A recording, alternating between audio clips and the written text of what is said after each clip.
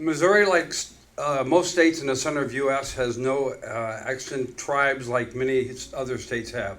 Like Arkansas, Indiana, Ohio, Kentucky, and Tennessee, Missouri has no native reservations or tribal governments in it. The first Europeans to visit Missouri were the French explorers Louis Jolliet and Jacques Marquette in 1673. That was only 352 years ago. What was this area like before a European incursion? Fasten your seatbelt. In fact, pull that bar down. We will go on a roller coaster ride of facts and stories. As an established Missouri Humanities Council speaker, Galen Gritz is a registered member of the Cherokee Nation. Born and reared in Missouri, Mr. Gritz has a degree in history from UMSL. He serves on many advisory boards and committees representing Native Americans and is a founding member of the Alliance for Native Programming and Initiatives. He is bemused to find out that he is now an elder and grateful. An elder? I guess we're all old.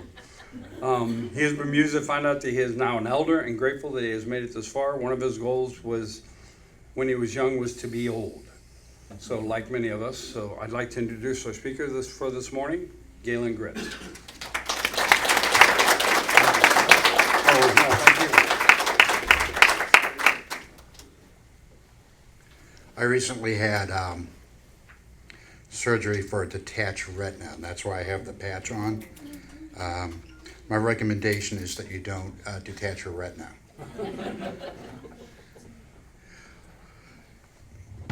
Ostas Nalali, Dakwadoa Galen Gritz, Chalasi Sadelawai Degega St. Louis, Wado.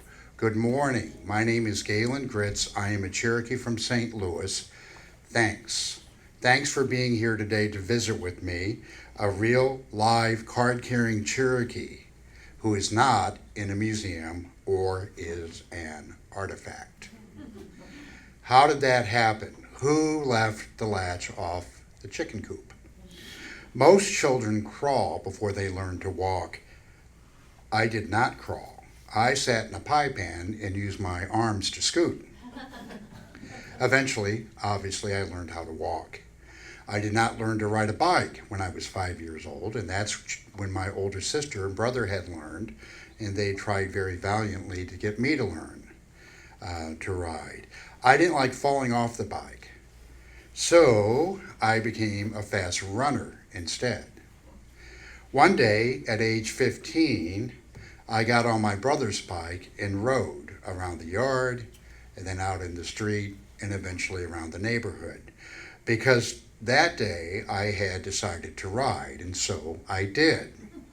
The reason I tell you these stories about myself is to let you know that we can end up at the same place by going down different paths to get to that goal. Colonialism demands that we accept its way as the only way, its truth as the only truth, its story as the only story. But that's not true.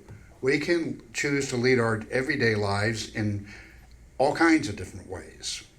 And colonialism is not correct, because if it leaves out justice for those around us, we need to think differently, because we do have choices.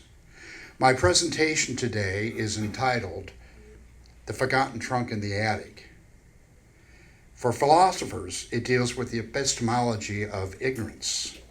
For much of what we believe about Native people over an arc of time, and including today, has been deliberately skewed, time and time again, for basically the benefit of the conquerors. Of course, we all know it could easily be called everyone wins but the Indians. It is the lost story of this country's first people, its premier people. My tribe numbers 460,000 members. The Cherokee Nation consists of 14 counties in northeastern Oklahoma. And there's another group of Cherokees, a tribe in North Carolina, and another smaller group which covers the same 14 counties that we do. It's a more traditional group of Cherokees. But over half of us, of the Cherokee Nation, the larger one, don't live in Oklahoma. About 63, 64% of us don't. So we are called citizens at large. The Native American story is the opposite of other Americans. It involves loss and therefore is a sad story. But remember, after each dark night, we hope for the bright rays of the morning sun. So how would you feel if tomorrow morning you learned that Mexico had sold Missouri to Poland, unbeknownst to you, and you find a group of Polish explorers camped out in front of where you live on Bridle Hills Road? They plan to move west across the state because Poland has no idea what Missouri is like. They speak a different language and dress remarkably differently than you do. That was what the infamous Lewis and Clark expedition felt like to the Missouri that they encountered. The Missouri are the tribe that this state is named after, and it was the first group that Lewis and Clark came in contact with once they left St. Charles. Where they were is up northwest of Columbia, Missouri. There's actually a state park up there, and there were 5,000 Missouri at that time encamped living on the bluffs of the Missouri, and that's the first tribe that Lewis and Clark came across. Now, the Louisiana Purchase was when Napoleon sold Jefferson land that neither had ever been on, much less lived on, or called home. None of the people who lived here in what was known as the Louisiana Purchase were considered or consulted about this. So the towering arrogance and greed of this transaction is actually astonishing. Yet somehow we accept it as inevitable, justifiable, and normal. And often we take pride in it. That's how the state of Missouri became part of the United States, was through the Louisiana Purchase. So Native Americans had a real estate problem. We lived on half of the world. The entire Western Hemisphere was our home. And other people that we didn't even know existed wanted it. Our story is an alien invader movie without a happy ending. After all, America was invaded and conquered and not settled. The evidence of this invasion is in the name of Fort Bellefontaine, Fort Gibson, Oklahoma, Fort Smith, Arkansas, Fort Leavenworth, Kansas, Fort Wayne, Indiana, and so on. Detroit and Pittsburgh were founded as forts, as were other cities that now go by different names. These were offensive forts to consolidate the land taken from the Native Americans. If they were defensive forts, they'd be forts in Germany, in England, in Ireland, where the Europeans lived. But there are offensive forts. Fort Osage in Sibley, Missouri, which is 25 miles northeast of Independence, easily illustrates how forts were used to enmesh the native sustainable economies into the destructive extraction economies of the colonial powers. Because if they gave up their way of life, which had preserved nature for thousands and thousands of years, you drew them into European and then American economies, which were extractive and very destructive in some ways. They were also used to incarcerate entire families before their forced removal further west, and sometimes you were removed more than once. The Delaware, who are from Delaware and from the coast on the Atlantic coast, and ate shellfish and fish from the ocean, end up in Ohio, and then they end up in Missouri around Kansas City, and then eventually they end up in Oklahoma. So they were moved, like many tribes, more than once. This causes great philosophical and religious problems for the native people, because not only did we lose economically in those forced removals, but our identity was tied to the land. And I've heard it said that we didn't have a theology, we had a theography. Who we were was defined by where we lived in that relationship, because we believe that everything is woven together like a basket. And even science will say that in the third law of Newton, that for every action there is a opposite reaction, equal and opposite. But we didn't need an apple to fall on our head to learn that. We knew that instinctively. And some of those forts would eventually house boarding schools, which further disintegrated the fabric of native life to more efficiently move us towards erasure. And then our identity was stolen in the world's greatest identity theft. and hence this presentation's title, The Forgotten Trunk in the Attic. Because we often don't think about Native Americans, and when we do, we think about them in various tropes, but most of the time we don't bother to. The mission statement of the United States from 1776 until 1912, when Arizona became the 48th state to join the Union, was to take the land from the Indians, and so that mission was accomplished. Talking about American Indians is a complex task. There are currently 575 federally recognized tribes. There are some tribes that the federal government doesn't recognize that the states do. And of course, you know how the government is. If you've ever gone to the DMV to get a license and got messed up and stuff, the government is good, but it's not perfect. So perhaps some of these other tribes should be recognized as well.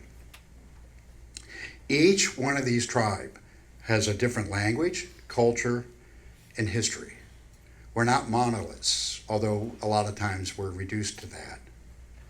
There are no recognized tribes in Missouri, so there's another degree that we're removed from this nation's consciousness. And as was spoken earlier, in the Midwest, in the middle of this country, there are no tribes. Illinois just got their first last year. It's 2,000 acres in northern Illinois, but they haven't had one for a couple of hundred years.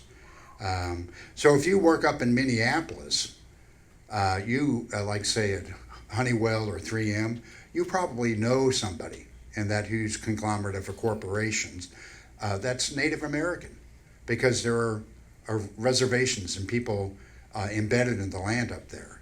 They may work in engineering, they may work in human resource, they may work in the copy room, but you're going to know somebody somewhere. Like the 7 Degrees of Kevin Bacon in movies, you're going to know somebody that's Native. Here, it's much, much harder to find people. There are 326 reservations today in the U.S., but most Indians don't live on the reservations. Like us, the Cherokees, the majority live in urban and suburban areas. However, many people only think of American Indians in the past tense, stuck in a wrinkle in time. Modern Indians, especially ones off the res, somehow seem inauthentic, whatever that means. But we run into that feeling all the time. Most Native folks of today, therefore, since we do not live on reservations, are discounted as not being real. It's kind of weird. It's a one-way street. Because I know plenty of white people who don't dress as pilgrims and no longer live in Massachusetts. But somehow I accept them as being real white. It was exactly 352 years ago this year that Louis Jolliet and Jacques Marquette, a French-Canadian fur trader and a missionary, canoed down the Mississippi River from what is now known as Wisconsin. To arrive in this area, they went all the way down to the Arkansas River to become the first non-native people to be here. On the other hand, I'm going to put in a little aside here. The canoe, by the way, is the only perfect technological invention that I know of, except for one other. There possibly could be more than I'm not aware of. But it was invented 5,000 years ago, and they're discovering, because of climate warming in Wisconsin, they're pulling canoes from 2,000 years ago out of the bogs up there. It's been kind of a mad rush the last couple of years. And the canoe, you can make it from different material, but you can't improve on the technology, and it tied together the whole center part of this continent for hundreds of years, thousands of years. The only other perfect technological invention in 1899 was a spring-loaded mousetrap, because you will always catch a mouse if you put a piece of cheese in that.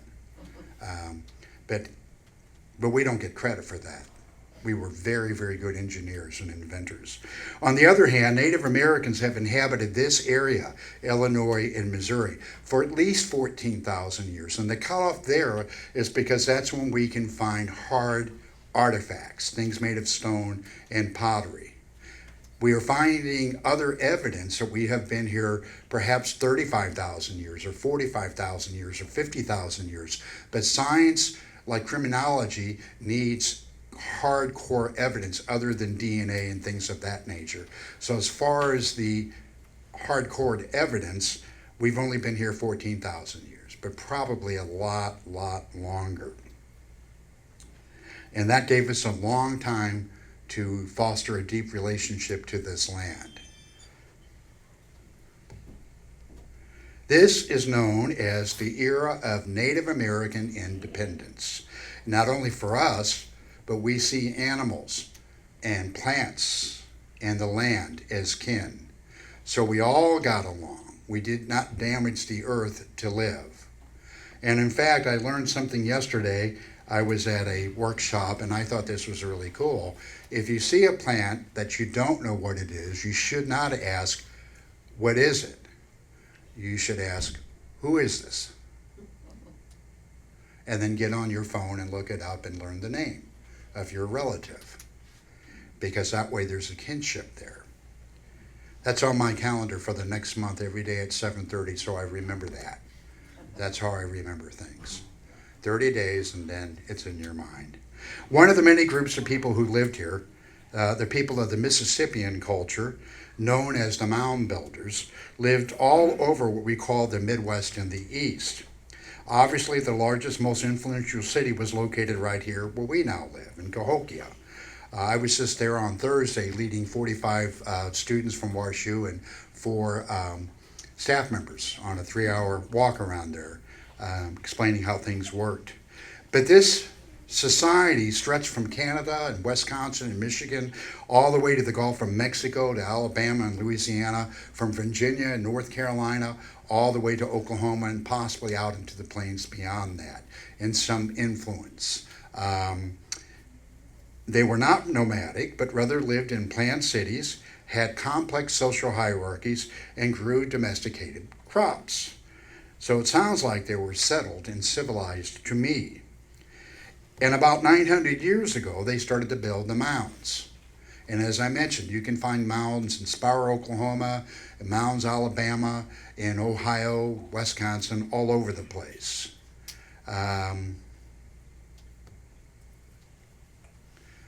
But they were tied together by the canoes because we're in this great river system: Mississippi, Missouri, Ohio, Arkansas, Tennessee. Tennessee, by the way, is a Cherokee word. It's named after a large village, the Shaughnessy, that was on a Cherokee village that was on the Tennessee River. So both the river and the state are named after that. And thank goodness we kept the Indian names in this state. You know, Potomac and Mississippi and Omaha and things of that nature. Because if it was left up to the English, even though they had Shakespeare, who was a great wordsmith, most of the things that they named are green forest, forest green, green hills, forest hills, green mountain, or green prairie, or forest prairie. They're very limited in how they name things. And you know, God forbid that you go to Atlanta because everything's peach. You never know where you are down there. Peach tree, peach this, peach pit. That Native people had this great skill in naming things. So fortunately, we got rid of the people, but we kept the names. Besides the Missouri, the Osage, the Iowa, the Oto, the Miami, the Kaw, the Illini, the Potawatomi, the Peoria, the Sioux, the Wyandot, the Kaskaskia, the Chickasaw, the Quapaw, the Sauk and Fox, the Kickapoo, the Shawnee, the Delaware, and Piankashaw all lived in this state at some point in historical time. Maybe not the whole state, maybe on the edges like the Iowa and Kaw. We're up in Iowa and Kansas, but they came over. The Quapaw were down and around the Boot Hill in southern Missouri. The Kaskaskia obviously were on the east side of Illinois, but you can come across the river in a canoe. So the people had things to do with this state. But don't feel bad if you don't know most of those tribes that are associated with Missouri. Your education was designed specifically to keep you from recognizing that there were people here before. And we are all victims of this epistemology of ignorance. But on the other hand, people say, well, that's a lot to remember. But we can remember all kinds of other goofy things. I mean, I know who Joey Bishop was, and he never was anything, or Zsa Zsa Gabor. Or I can tell you all the Cardinals that were on the 1982 championship team, or the 1999 Rams members, and I can tell you the order of the records of songs on early Beatles and Rolling Stone records. We keep all kinds of stuff in our mind. if we feel it's important. So that shows you how this gets moved to that attic trunk. We don't deem it as being important to know these things. Illinois, by the way, a year ago passed a law that you have to have Native American training in each class from K through 12. So this past year, they were very busy drawing up curriculum for that. Unfortunately, I don't see that happening in Missouri for a long, long time. Originally, St. Louis had so many mounds, it was called Mound City, and that was its identity. In the 1854 directory, there was a Mound Brewery, a Mound City Exchange, a Mound Engine House, Mound Market, Mound School, Mound Methodist Church, Mound Hotel, and other establishments. Today, all but one of the mounds in the city of St. Louis is destroyed, and that's on South Broadway, Sugarloaf, and it really is only half of a mound. So we went from being nicknamed after the accomplishments of Native people, the built environment that they built, mound building, and today we are known by the success of the military operations against us, destroying our lands and our homes and our lives. We're known as the Gateway of the West, which I think of being a tombstone for the Native Americans. It was estimated that there had been 20,000 mounds in Missouri at one time. This measuring stick, this is the only visual thing that I use, and there's a reason for that. We are basically a non-written culture.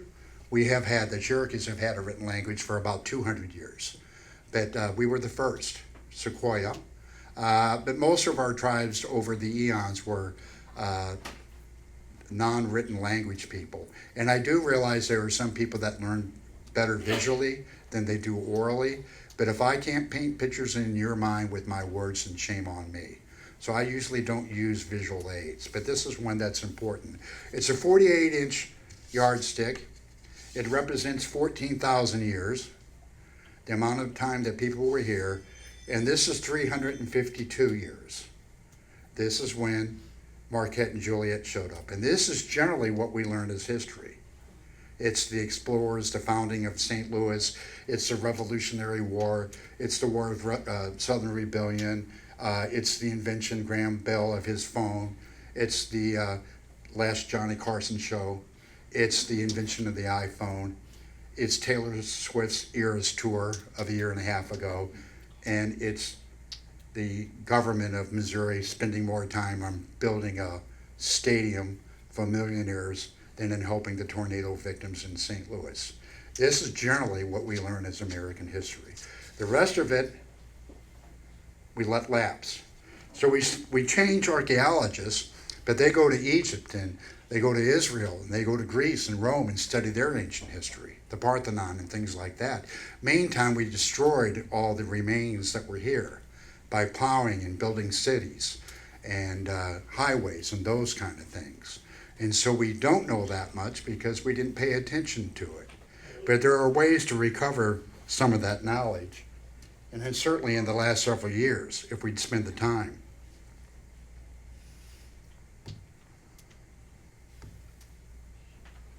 Unlike anyone else who's ever been here or is here now, Native Americans are not immigrants. We are the first people to be here.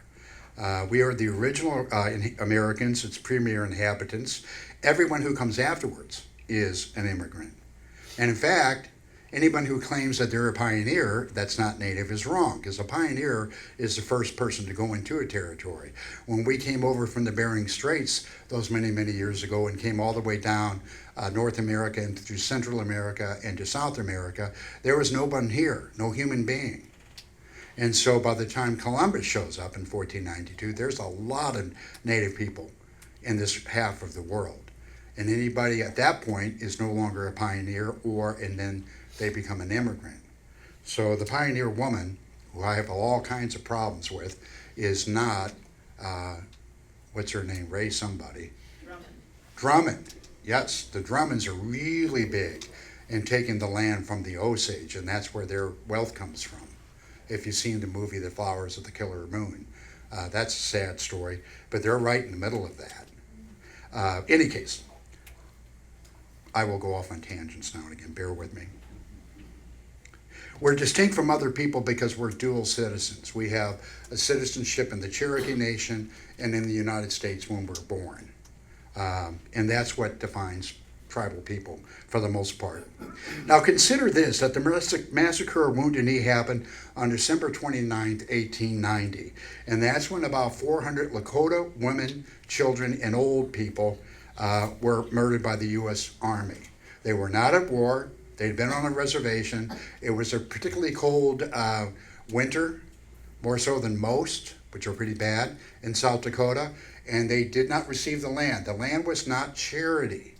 The food. The food was supposed to be provided to them during the winter for the land that was taken from them. It was transactional. And then, of course, it was reneged on. So rather than starve to death, they were out looking for food. And that's when the United States military went after them. And not only did they use guns and rifles, but they used what is called a Hotchkiss mountain gun. There were 5 of them.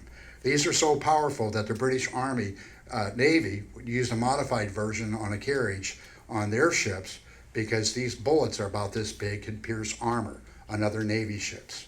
So imagine what those Hotchkiss ammunition did to the Lakota, just going through cloth.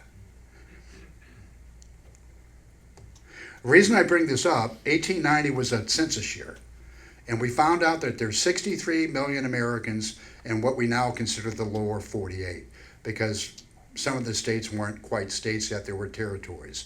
But they still came under the census, and there were 63 million Americans. There's 248,000 Native Americans when the massacre happened at Wounded Knee.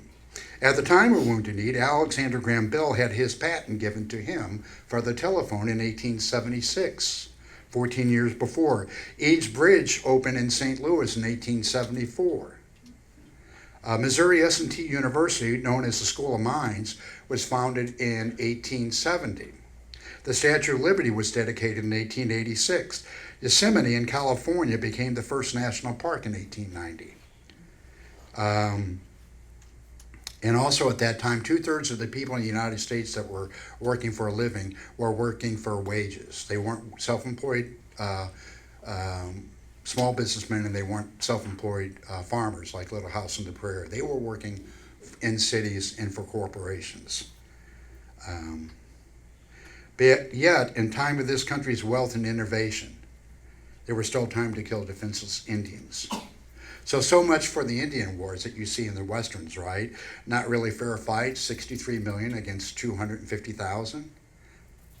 When the Europeans arrived in the Americas in the 15th century, they brought diseases, that measles, smallpox, and other thing, to the indigenous people that had no defense. It's an interesting story why they did not, but that's way too long for here.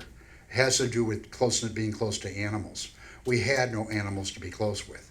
There's no beast of burden here, there's no chicken. But if you're coming from the Middle East and then Europe, you're living with animals for a long time and you have diseases. At night you bring the animals in, if you're poor or peasant, to live with you in the winter to keep you warm and keep them safe. And so you get diseases, but you get immunities. But that's a very interesting story. So we didn't have those immunities. And it's estimated that within the first 150 years of contact, that 56 million Native Americans died. We can't be sure of that, but you can be sure that when the Europeans went up the coast of what we now consider New England, when the explorers went up, they talked about fires being all along the coast of villages. But when the settlers come later, because it takes a while on a slow boat to get back over and tell people about the opportunity to come over and steal land and people to get their money together and come on another slow boat, it's 30 to 40 to 50 years before people come over, like the Pilgrims. And they talk about nobody being here because of those diseases. And so we've lost so much. And that's why one reason, even to this day, and it's not just from back then, and I'll try that together in a little bit, but the current rates of murder, abuse, addiction, and poverty are way above national norms to this day, and because there's a continuum of this. And in fact, last year, in April 24 of 2024, the Post-Dispatch stated that police will kill Native Americans at a rate 5 times than they do white people. Blacks, they kill at 3 times the rate. So American Indians are always at the top of the suicide rates, addiction rates, those kind of things. Now, we talked about kin, and we talked about the land, the animals. Ever since Marquette and Jolliet arrived, 85% of the wetlands of Missouri have disappeared. And wetlands are the most productive land in the world, much more than farmland. They provide fertilizer, they provide food, they provide shelter for all kinds of animals and plants and people that eat those things. We had more we do have more whitewater rivers than most places on Earth, so therefore we had a lot of wetlands. And since Joliet and Marquette, 99% of the prairies have disappeared. You maintain the name in Dardenne Prairie, but really, the prairies, for the most part, have been removed in this state just recently. So the land was healthy when Native American lives here by themselves for thousands and thousands of years, but now it seems to be sick. In this state, the fauna, the flora, the smells, the sound, the purity of air, and even the darkness of night have been altered in the last 350 years. Back then, if you stepped outside your house tonight, you could see the Milky Way, just like you could on the Rocky Mountains. But we can't because of all the ambient light that goes on. And this was very important to the Osage that lived here, because when they looked up and saw the Milky Way, they could tell their families and their children that that's the way to heaven. That's where your grandmother went and your Uncle Billy, and I'll be on that path one day, and so will you. So when you remove that continuity of belief.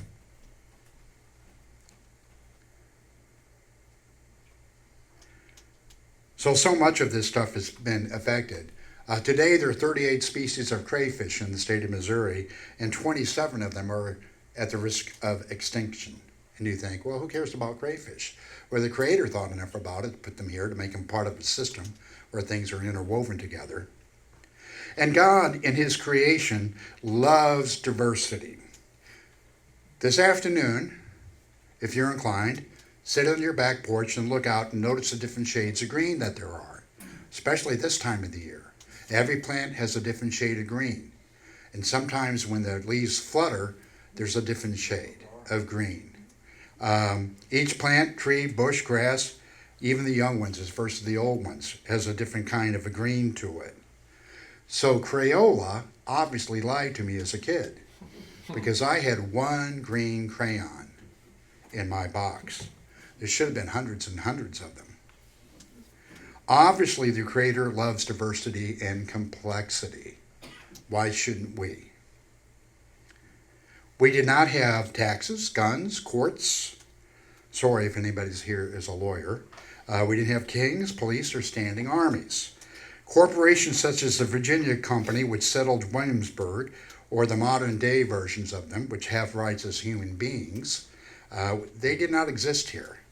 We did not have a homeless problem. We did not fight 100-year wars or 30-year wars or 7-year wars. We did not travel thousands of miles to go on year-long crusades against other people. That was the Europeans who did those things. We did not have prisons for our populations like the Tower of London or the Bastille in Paris. We did not arrest people for being poor. There were no paupers' prisons. We did not pollute the air with oxides or ozone. We did not pollute with mercury, nitrogen, phosphorus, plastic, petroleum waste. We consider this, that polyester plastic is the most used fabric today. A lot of our clothes are made out of plastic, rayon, nylon, and polyester, and it sheds particles every time you wear it or wash it, and it ends up in the water. We did not pollute the land with pesticides, industrial chemicals, electronic, or radioactive waste.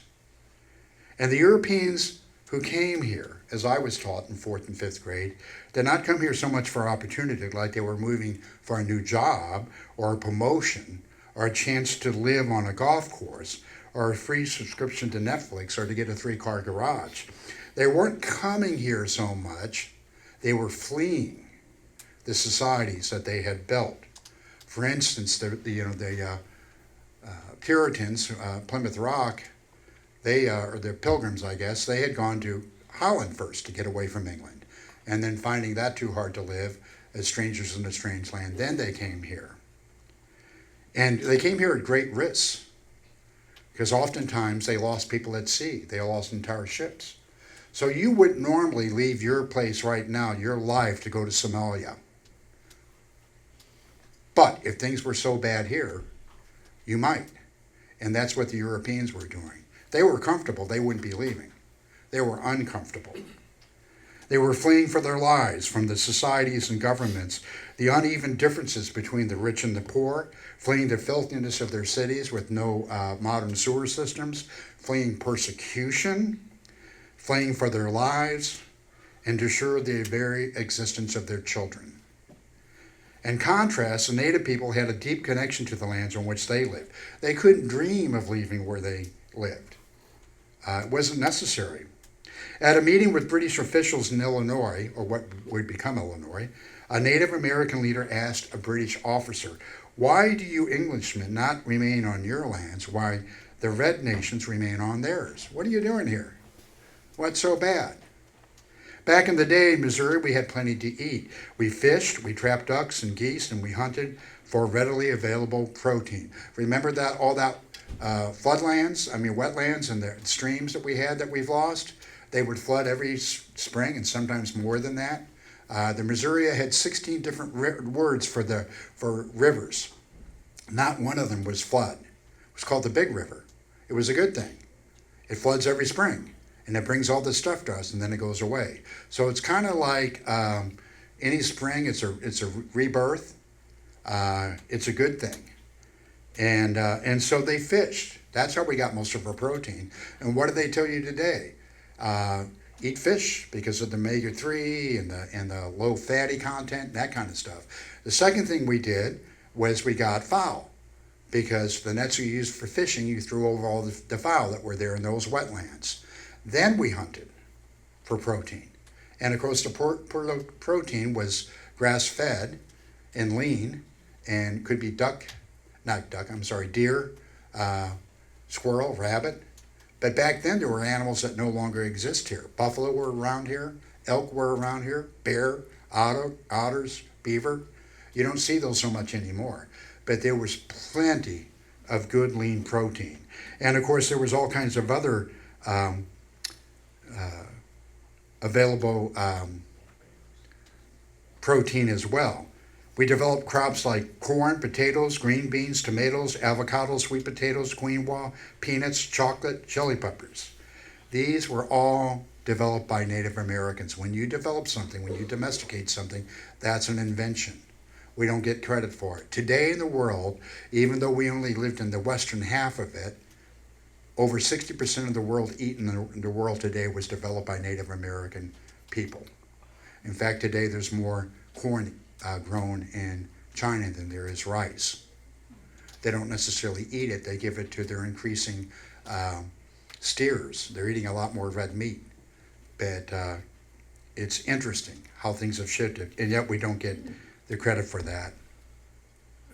So we had plenty here. In 1653, William Wood, when he came here for a little bit before going back to England, wrote, "There are millions and millions of passenger pigeons." Of course, we know what happened to them.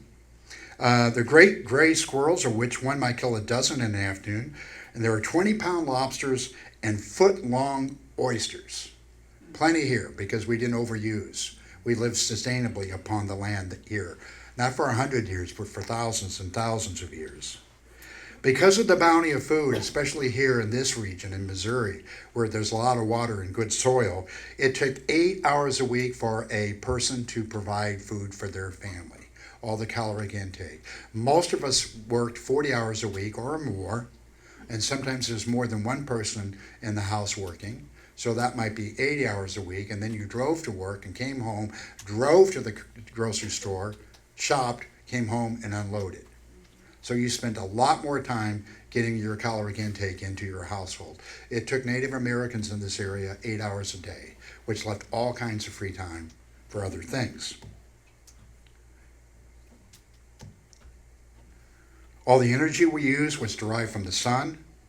We did not injure the earth with mines or drilling. of food was locally sourced, grass-fed, and non-GMO. Everything that's real popular at restaurants today. Or fast food was fast. You had to run after it to catch it, to get it. The Osage, who lived here when Shoto and his bunch showed up from New Orleans, their average height was 6 feet 3 inches to 6'6". The average Frenchman that was with Shoto, now Shoto was tall for his age, he was only 13, but the average Frenchman that was with him was 4'11". And I've seen pictures of Shotos that are down in Pawhuska, Oklahoma, offspring from that stayed with the Osage, that moved with them. And the pictures were taken about 1890 or so. So they're like second or third generation, heavily French, but with Osage blood. They're all giants.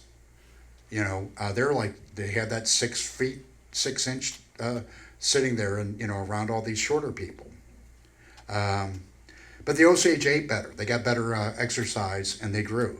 There wasn't a whole lot in Europe at that time, turnips and cabbage and gruel, which, keep in mind, the reason we went on the voyages of discovery was to find spices, because the food was so boring in Europe at that time. That's why they went down the coast of Africa over to India. That's why Columbus was coming over here, was to get spices, because they were worth money, because the food was so... With no written language, elders become very important. Old people like myself, because we are the Google of the time.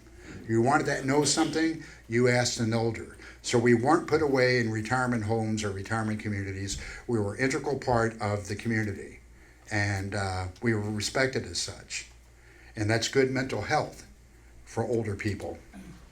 And even though the Osage were forced to leave the state of Missouri in the early 1800s, about 1806, there was a treaty in 1828, but that had to do with the very northwestern part of Missouri. But there were no Native people here for a long time. But yet in 1899, the state of Missouri, a state legislature made it illegal for Native people to be here. Now, it may seem like a long time ago, but all four of my grandparents were alive in 1899. So it's not that long ago when you think of it that way. But it was illegal for us to be here.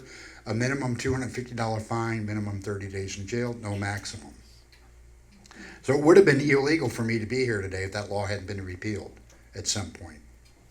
We only became U.S. citizens in 1924, 5 years after women got the right to vote. And that's when we were allowed to vote in federal elections. That didn't mean that all the states let you vote in local or state elections. State of Maine didn't allow Native Americans to vote in their elections till the 1970s. According to the Smithsonian Institute, Native people have served in our military at a higher percentage than any other ethnic group from the Revolutionary War down to today. Even though we have such small numbers, we do as a proportion serve.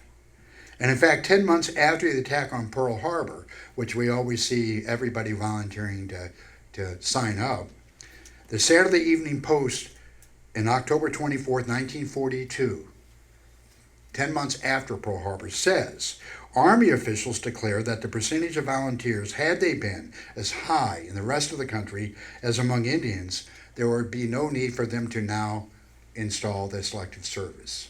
People were not signing up as much as we've been led to believe. They had to draft them. But the Native Americans were signing up like crazy. And in fact, since illegal access to local and state ballots was denied Native Americans, as I mentioned, in Arizona and New Mexico until 1948, they weren't able to vote for school superintendents or governors. That means that Ira Hayes, one of the Marines who lifted that American flag in that iconic pictures of Iwo Jima, couldn't vote in state and local elections when he came back from the bloody fighting in the South Pacific. He could vote in national elections, but he couldn't vote in state or local, like all his fellow soldiers could when they returned home. And in my lifetime, in 1953, now granted I was 1 year old, but still it's my lifetime, the United States government under Eisenhower signed a Termination Act to terminate tribes. And 100 tribes were terminated. in my lifetime. And 1.4 million acres of land was taken from them. Guess who got the land? Not the Indians, white folks. We did not get the right to practice our religion. Most people got it in 1776. We got ours in 1978. It was outlawed. I get requests now and again, do you know anything about your Native American? No. It was illegal. Had to go underground, and then it was very, very difficult. And I know the two lawyers that were involved with getting that law passed. In fact, I corresponded with one this week. One's Pawnee, and his cousin lived here. His sister was in town back in March, and the other one is an Anglo legal person up in Wisconsin. In California, at the time of their gold rush, bounties were placed for murdered Native American men, women, and children. You kill them and bring them in, you get paid. If you can't find gold, kill some Indians. Their boarding schools, we're getting close to the end here, try to get rid of our languages. The irony here is that we use code talkers. You all have heard of the Navajo code talkers. That was released in recent years, about 20 years ago, because it was kept secret. What you may not know is that code talkers were used in World War I and World War II, and 31 native languages were used, not just the Navajo. And that was been kept under wrap, but there's a professor down at Truman State that has done a lot of work on this. But that stuff is just hidden. That's back in that trunk in the attic. But the irony there is there were boarding schools very actively torturing our kids to destroy our languages. And sometimes if you spoke Navajo or Cherokee or Cawpaw, you had a sewing needle stuck through your tongue. But we're using the adults to win wars and save GIs' lives. I don't think that's ever been pointed out. Frank Baum, who wrote the Wonderful Wizard of Oz, ran a series of newspapers in North Dakota. And in 1891, 1 year after Wounded Knee, he called for the killing of each and every last Native American in the United States. I don't know what you're going to do with 248,000 bodies on the streets of Chicago or St. Louis or Denver, but that's what he called for. And I used to love to watch Wizard of Oz. I don't watch it anymore, and I absolutely refuse to go see Wicked. And did you know that Chief Pontiac is buried underneath the parking garage just east of the stadium by Ballpark Village? There's a plaque on a building there. It's been there since 1905. It was a hotel, office building, and then it's been a parking garage. Most people don't know this history, even though it's right here among us. 10 Little Indians was a popular, much-heard nursery rhyme when I was young, having to do with the death of Indian kids, and it ends until there was none. Creepy, but true. In the mid-1970s, it was estimated that physicians sterilized perhaps 1/4 of Native American women of childbearing age. The evidence suggests that the numbers may be higher. They did this when they came in through Indian Health Services and Medicaid. And the thought was you would improve their financial well-being if they were sterilized, because they wouldn't have kids. I spoke about a month ago in the city of St. Louis at a church, and a lady told me she knew somebody who was Native, happened to be my age, born in 1952, here in St. Louis. And he was born at home because his Native mother did not want to go to a hospital to have her son because she was afraid that she'd be sterilized and wouldn't be able to have any more. In many ways, I'm not supposed to be here. Native people were a nuisance because we wanted to keep what we'd always had.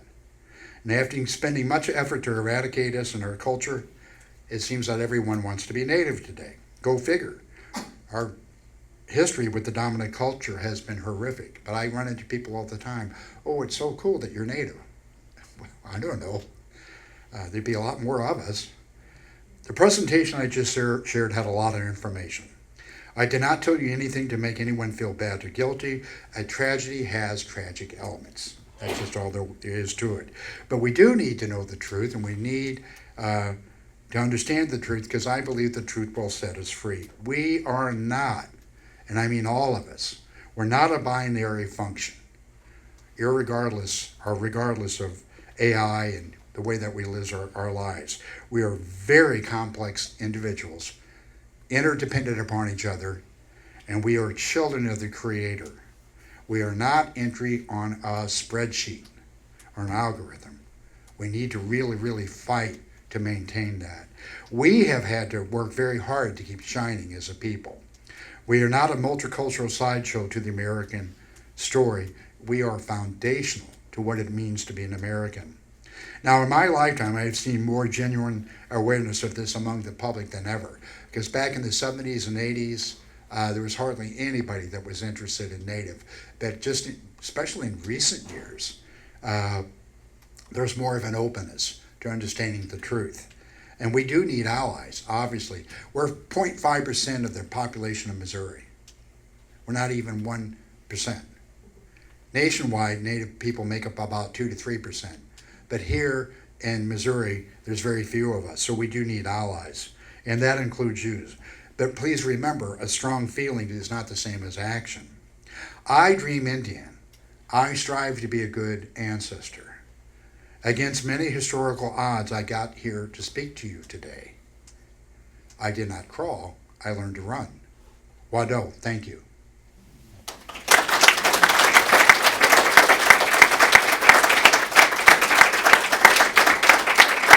I do have 10 copies of recommended books, movies, and TV shows. If that's not enough, if people want more than that, you can maybe take a picture of this with your camera. I'm part of the modern age.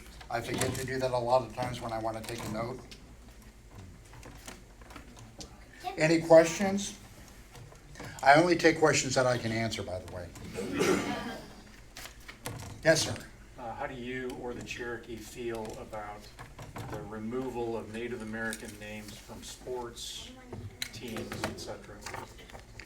Well, I don't know of many sports teams like the Cincinnati Dagos or the Baltimore Krauts or the Chicago Mickeys. So I'm fine with that because it does not honor, believe me. The person that sued the Washington Redskins originally, she won in court, but then it kind of got sidetracked. So another person sued, and I heard her speak. She actually went to WashU for a while to get her master's degree in social work. And when I heard her speak about 10 years ago, she wouldn't tell anybody where she worked because she got an enormous amount of death threats. Very highly educated woman. What is wrong with this country? Right?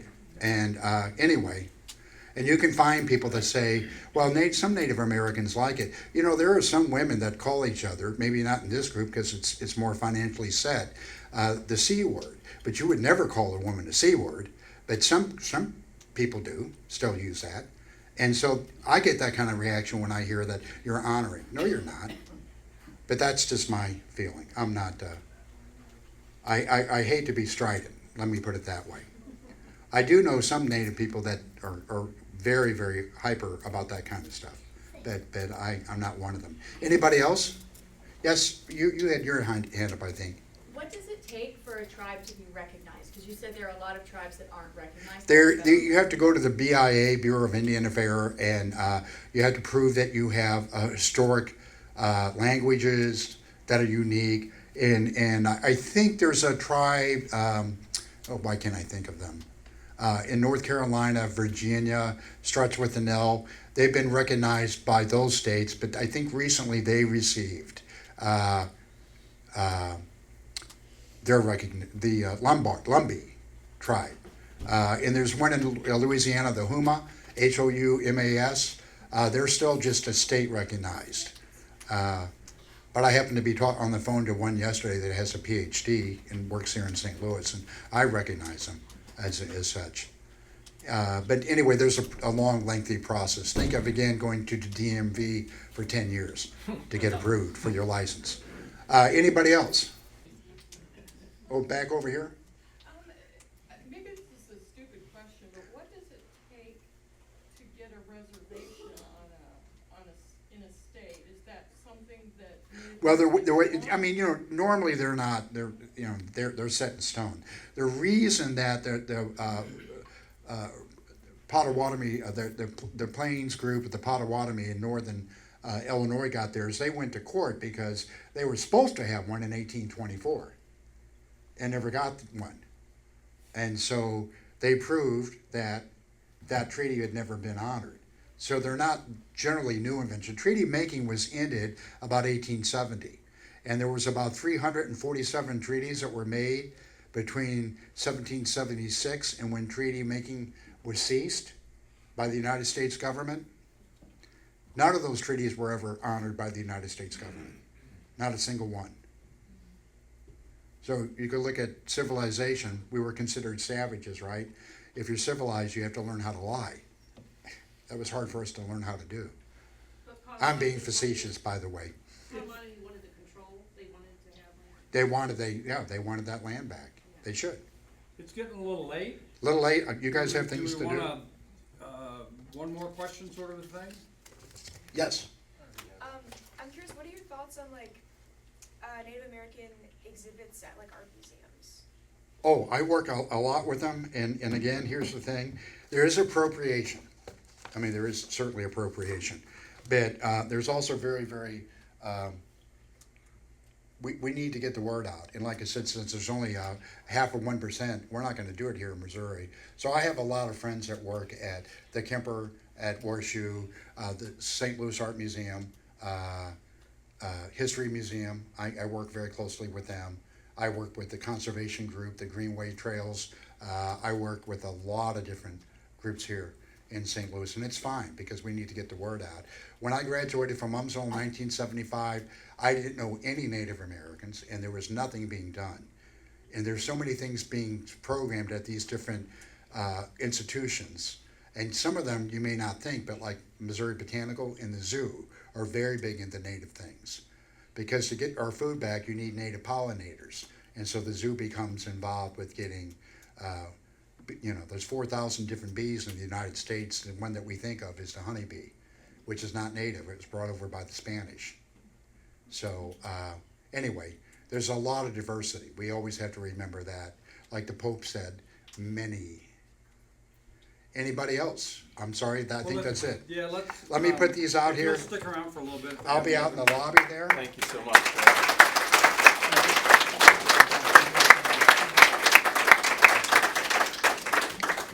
We have the connection basket and an announcement we